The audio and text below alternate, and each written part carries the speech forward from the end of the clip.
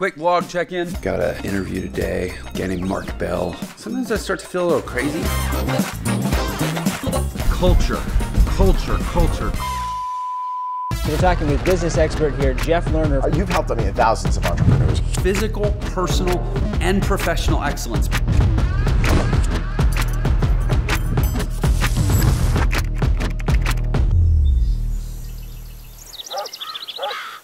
So my daughter calls me on FaceTime, and Stella, usually I play dolls with her every night when she goes down to bed. But since I'm out of town, she asked me if she could just play dolls with me over FaceTime.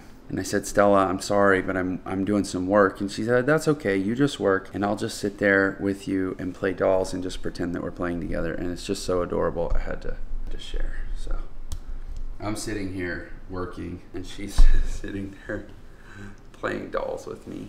All right, it's Monday morning. It's about 5. I'm in Sacramento, California. I've got a interview today on a guy's show, a guy named Mark Bell. For years, I've used this thing at the gym called a slingshot right here. It's like a band that goes around your thighs that puts tension on your glutes. And if you look closely right here where the slingshot logo is, up in the corner there, it says Mark Bell. He invented this thing. He's like a fitness, he's a power lifter, super strong, super jacked dude.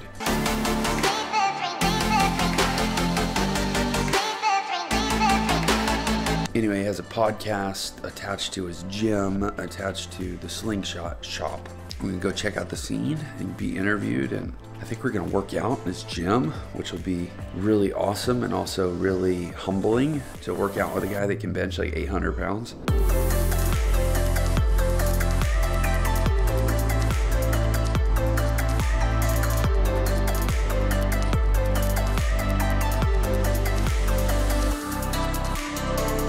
So he had this sick gym. First of all, he had an awesome podcasting studio, like a whole crew.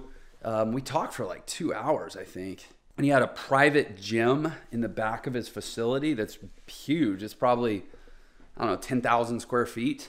All kinds of old school workout gear. And he's like, I just got to go work out. And he came back and trained me. He did a drop set, this machine called belt squats that literally just annihilated my quads. Like they were just about to burst. I'm not gonna lie, man, that was super cool getting trained by a guy with a 800-pound bench and a 1,000-pound squat, and who's just like a pretty legendary fitness entrepreneur. This is what you work so hard for, is you get to start having these experiences. If you have an opportunity to build a relationship with an interesting, creative, successful person, you do it. Don't try to do all the math on how exactly it's gonna work out. Like you're never gonna leave your house and expect all the lights to be green and know exactly where you're going and never hit a red light. Like, it doesn't matter. You gotta build your network. You gotta have cool, interesting, smart, successful, dynamic, high energy people in your world, and just good things come from those relationships. Hey, guess what I just learned? Anytime you can create depth in the background of a video, it'll come out better, which is why we just moved the table from over there to right here. So I'll have natural light on my face. In fact, look at the difference. When I'm this way, look how dark I look. And then right there, yeah, it's better, right? Yeah, because I'm about to record 4 podcast interviews. I did one earlier, but it was somebody else's show, so I wasn't as sensitive to the aesthetics. I don't know, it's been a crazy day so far. You know, as the mission grows and we get bigger and bigger, and I realize how big it is what we're trying to do, sometimes I start to feel a little crazy. But I think that's just self-doubt. I think that's just insecurity. It's like natural, it pops up every now and then. You go, no, it only feels crazy because relative to the constrained life that most people accept for themselves, it's so different, right? But actually everybody's got crazy if they just unleash themselves. And it's really not about crazy or not crazy, it's just about crazy good or crazy bad. And I think what we're trying to do is crazy good, so I need to just stick with crazy.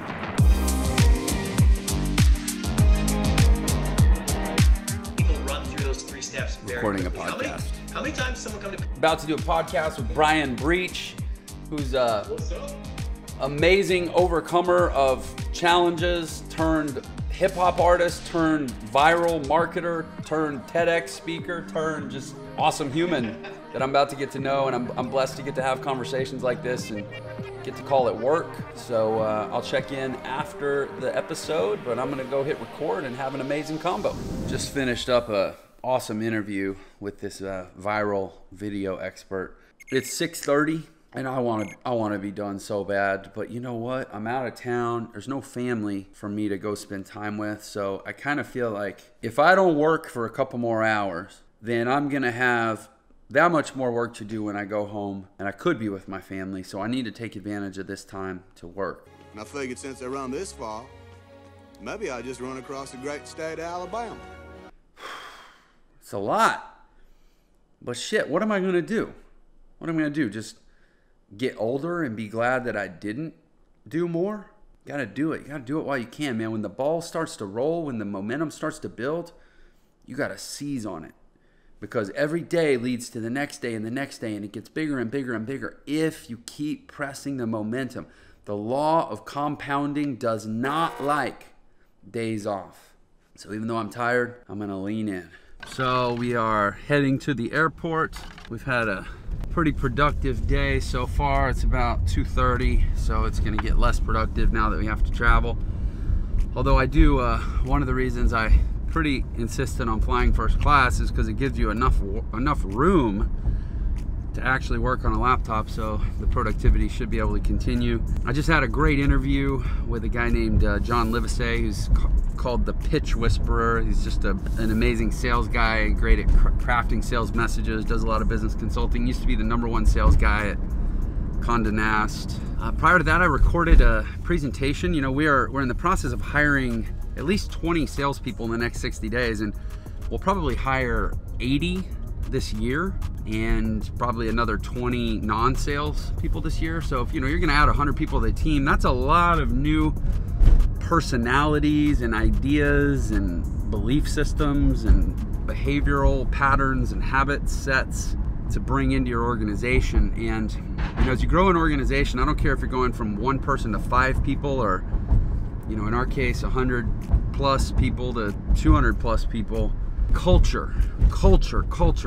Remember, flip the syllables. Your cult. Your business is your cult. Culture, your cult. To nurture, to encourage, to shepherd, to steward. Culture. I talked to all these brilliant business guys. I talked to Brandon Anderson yesterday, Grant Cardone's partner, about how you create growth and success and adherence to process at scale, and it's always the same answer. Peter Drucker said famously, the culture is the strategy. Culture. This is the only way you build a great business. There are 4 kinds of business: tourism, food service, railroads, and sales. Hey, what's up? I'm here in the Phoenix airport doing a live. Right there, you can see I'm doing a live on Facebook. Haven't gone live in a while, and I am behind. I need to catch up. We're talking about how to build a movement online. More to come. Cypress, Texas. Hey, I'm from Houston, right? Just that neck of the woods. West Virginia, non-West Virginia, also known as Virginia. It's been a pretty shit morning. Didn't get home till about 12:30, didn't get to sleep till almost 1. I mean, it's 7:30 now. All I've done is take Jada to school and do a little unpacking. So yeah, I miss the gym, miss my piano. It's the hardest thing about traveling for business is to maintain routine. What'd you say, sweet girl? Can I have the rest of them when I'm done with my eggs? You want some of Daddy's parfait? Well, are you gonna let me have the rest if you don't want the rest of yours? Morning, 7:15.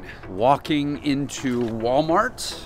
Got to buy an SD card, which is a little memory card for this camera. My backup, I have 2, and it fell out of my case, I don't know, somewhere along my travels. So I'm gonna replace it, and I'm gonna replace it with the biggest one they have, and then I don't need 2. It's funny how excited I get. It's like, oh, or having 1 instead of 2 will save me 4 minutes a week of having to change out SD cards. 4 minutes a week, that's 200 minutes a year. That's over 3 hours. 30-minute trip to Walmart's gonna buy me back 3 hours a year. Oh, okay. I get so excited about recapturing time. So I figure, oh, 3 hours, well, it's probably gonna be about 80 bucks for a bigger SD card. 3 hours a year for 80 bucks. 30 hours over the next decade for 80 bucks. It's so worth it, so worth it. Quick vlog check-in. I am sitting here prepping for our shoot, stuffing food in my face, pounding vitamins, rocking the zany hair.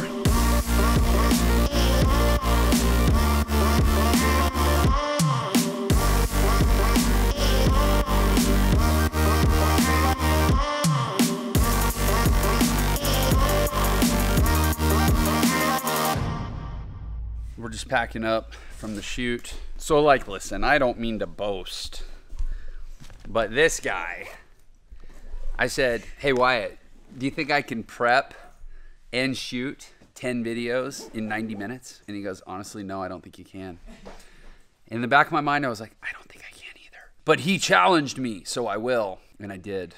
The Little Engine That Could by Waddy Piper. And now we're done.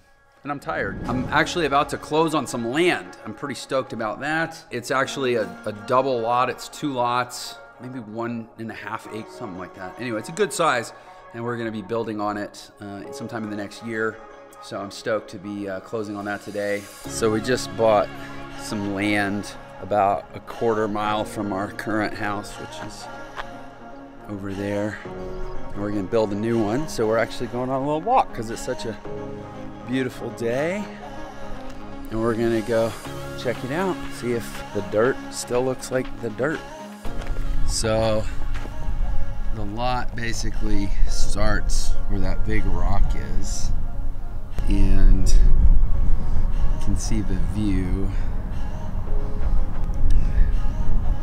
Time to build. It's my favorite day of the week, Sunday family day. Went to the gym with my BFFF, best fitness friend forever, who's doing something. I don't know what she's doing. What's she doing? I need this pan to do my chicken in. She needs the pan for the chicken bake here, babe. Heavy. Tell us something, girl. What you got? What you got going on today? Water. What? It's because that's what me and my friends say, because it's from SpongeBob. Can I get you anything? Water would be nice. So now I'm making breakfast, a little egg scramble with green onions and scallops. Hey girl, say hi girl. Come here. Hey, but look at my swimsuit. Oh, it's so pretty. Yeah, just like my mom's. Yeah. You want to say hi to the world? Say hi world. I already said hi.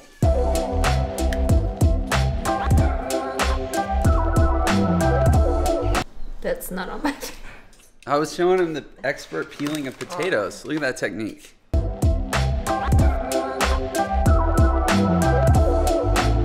We're just eating breakfast together, you know? Like a couple does. Look at that goodness. That's actually delicious. You did very well on the breakfast. Oh, thanks, baby. So, I mean, I don't mean to sound braggadocious, but look at that fried egg. Jada, are you gonna hot tub with us?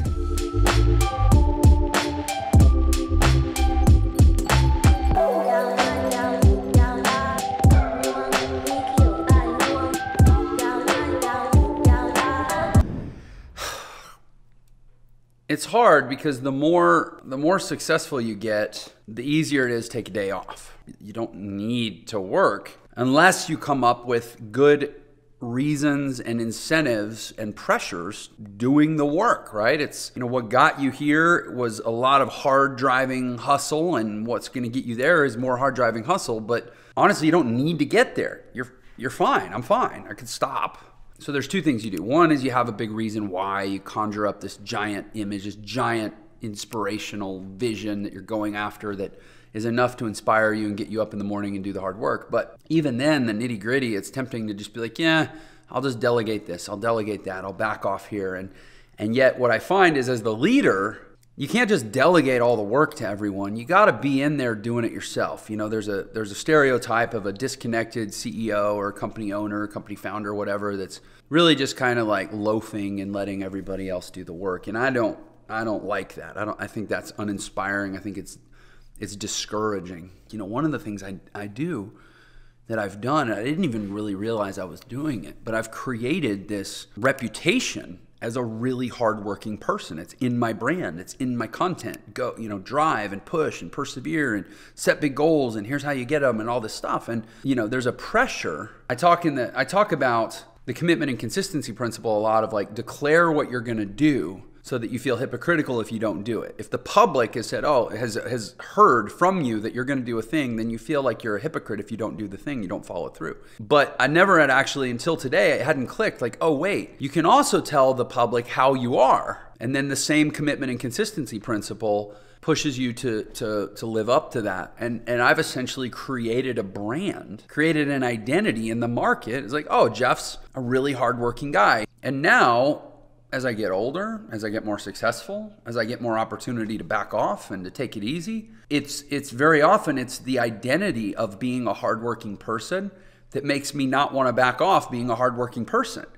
And I think that's something anybody can take. And if you go out into the world and you create a reputation for yourself as a hardworking person, if you're a dentist, put excellence in dentistry, working harder than anyone to give you a smile you love. Declare yourself to be the hardest working guy or girl at that thing, and see how you don't want to back off of that identity, that reputation that you've created for yourself. Welcome to a new week. Jace just made a three-pointer. I'm like so emotional, I want to cry. I already went and looked at an investment property, and I'll be at the gym still by 4 a.m. Whichever script wins, the other two have to chip in to buy him a Rolex. But do I enjoy it, like minute to minute? Is it fun? Take that, internet!